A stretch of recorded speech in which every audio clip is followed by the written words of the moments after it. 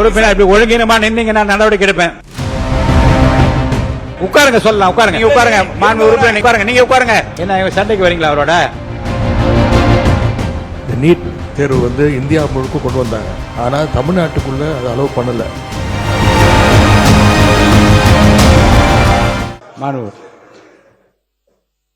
மாண்புமிகு பேரவைத் தலைவர்களே, இந்த அனிதானுடைய நிகழ்வு என்பது அது தவிர்க்கப்பட வேண்டிய ஒன்று. ஆனால் அது இறந்து விட்டது. ஆனால் எங்களுடைய தலைவர் அவர்கள், முன்னாள் முதலமைச்சர் அவர்கள் நேரடியாக அவருடைய இல்லத்திற்கு சென்று அவருடைய தேவைகள் எல்லாம் கூட அதில் கலந்து கொண்டு பூர்த்தி செய்ய என்பதை நான் பதிவு செய்கிறேன். மாண்புமிகு உயர்கல்வித்துறை அமைச்சர் அவர்கள், மாண்புமிகு பொதுப்பணித்துறை அமைச்சர். வரலாறு பத்தி பேசல, ஒரே ஒரு பதிவு மட்டும். நீட் மசோதா நாடாளுமன்றத்தில் அறிமுகம் செய்தவர் திமுக சார்பில் சுகாதாரத்துறை இணையமைச்சராக இருந்த திரு காந்தி செல்வன் அவர்கள். இது ஒரு வரலாறு, அது பதிவு. மாண்புமிகு உயர்கல்வித்துறை அமைச்சர் அவர்கள்,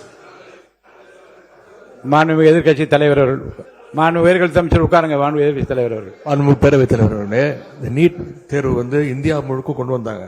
ஆனா தமிழ்நாட்டுக்குள்ள அதை அலோவ் பண்ணல. தமிழ்நாட்டுக்கு விதிவிலக்கு வாங்கி வைத்தவர் எங்களுடைய தலைவர் டாக்டர் கலைஞர் அவர்கள். அந்த பதிவு இருக்கு. மாண்புமிகு உயர்கல்வித்துறை அமைச்சர் அவர்கள். இந்த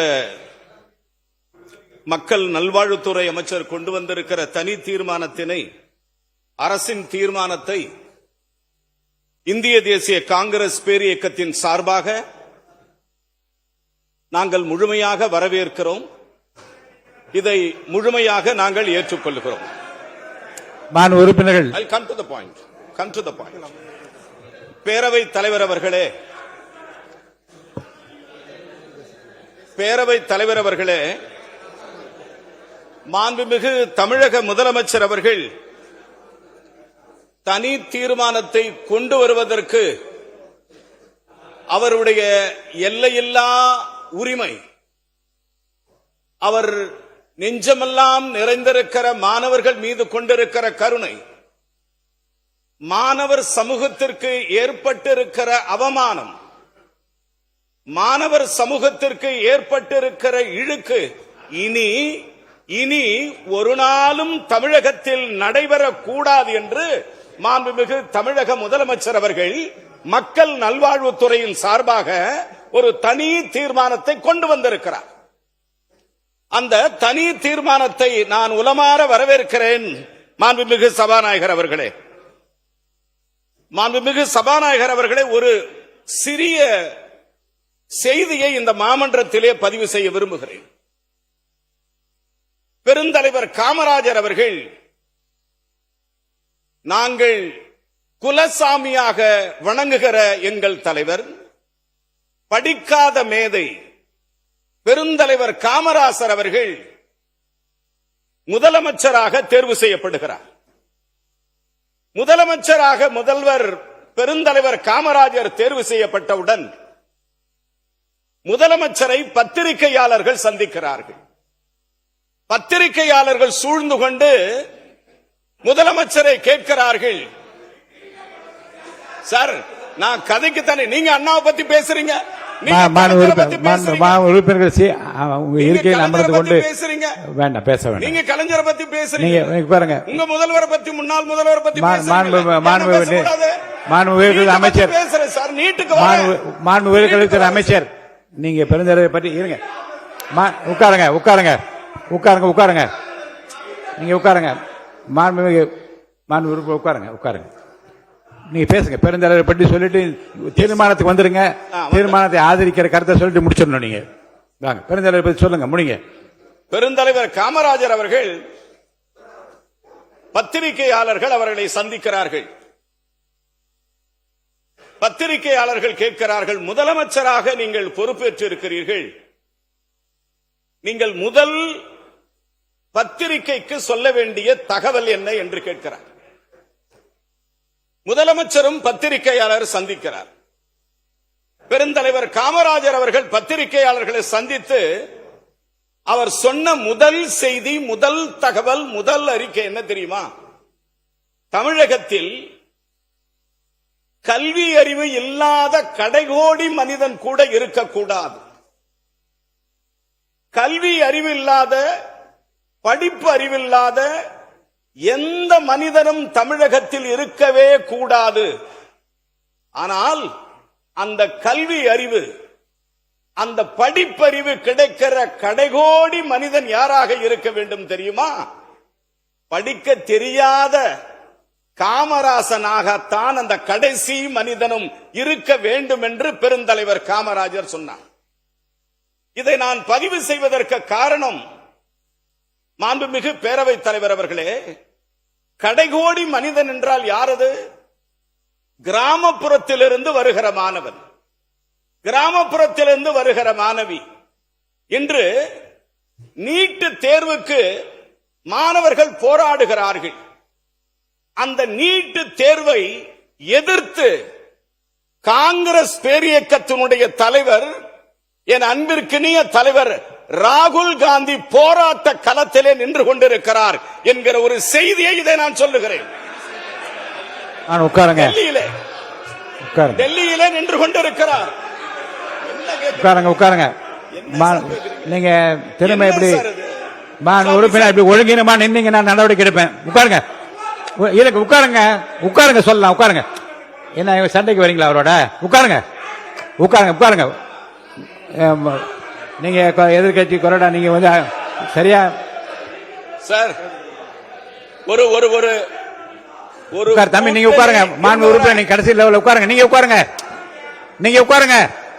அவர் யார்? உட்காருங்க, அவரை உட்கார சொல்லுங்க. உட்காருங்க, மாண்பு உறுப்பினர் உட்காருங்க. 60 ஆண்டுகள் மேலே நடவடிக்கை எடுப்பேன். நீங்க உட்காரணும்.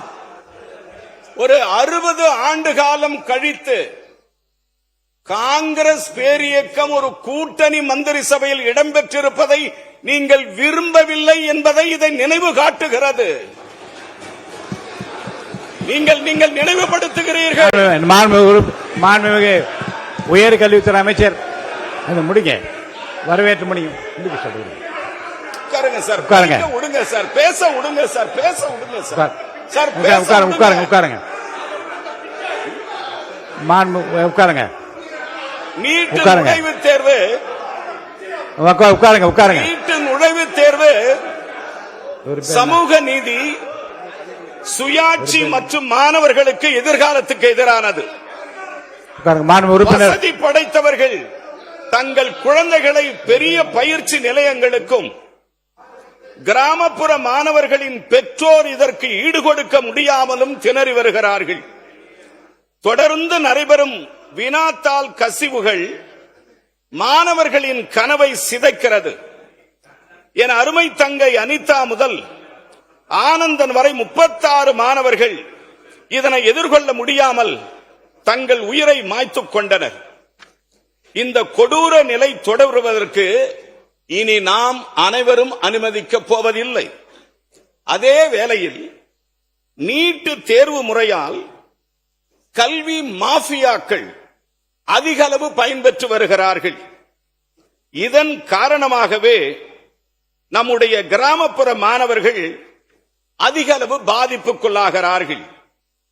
12 ஆண்டுகள் பள்ளியில் படித்த மாணவர் இறுதி தேர்வில் அதிக மதிப்பெண்களை பெறும் நீட் தேர்வில் வெற்றி பெற முடியவில்லை.